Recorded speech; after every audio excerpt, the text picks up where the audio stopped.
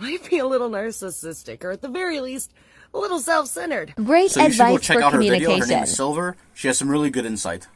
But basically, what she's addressing is, when is it your turn to feel validated, and when is it your turn to express yourself?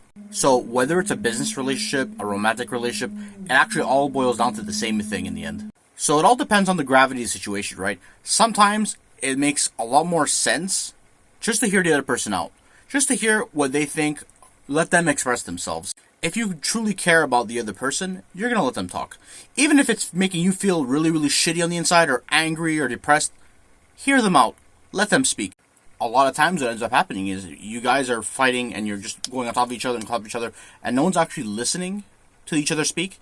It's very important that you hear out the other person, and this advice also goes to the other person that you're communicating with. If you're actually having trouble getting your word across, another tactic is make the other person tire themselves out. And that's something that I've had to do in my life with people that literally just talk over me all the time.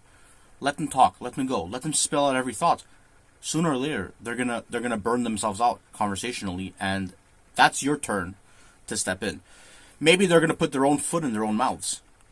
You don't know. I don't know the other person personally, but these are just experiences that have happened to me that help me with a lot of future conversations that I've had with people. Like I said, it all depends on the gravity of the situation. If something's happening directly to you, and it's the other person causing this, yeah, you should be the one to speak. You should be the one to express yourself. Make the other person hear you out. Try and be as articulate as possible. Do not call names. Do anything like that. Just leave it as a fact. Say everything as it actually is without involving the other person, if you can. But something that's very important here that a lot of people do not do when they engage in an argument with someone. For me, I have like a mental bank, okay? And I'm gonna try and explain that. So let's say you're with your girlfriend or you're with your wife or something. If a majority of the time this person is treating you well, okay? There's slip-ups. Sometimes people do things that are wrong.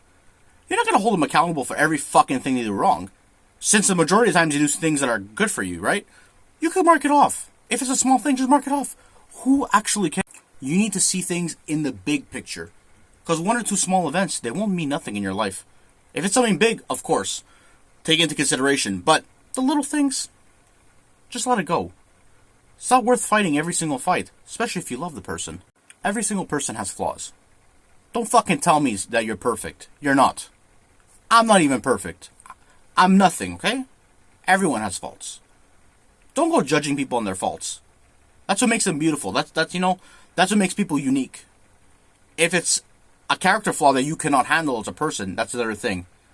Maybe you shouldn't be in a relationship with someone like that if it's affecting you that much. But if it's a little thing, just let it go. Just communicate, tell the other person how you feel, and most importantly, listen, listen, listen.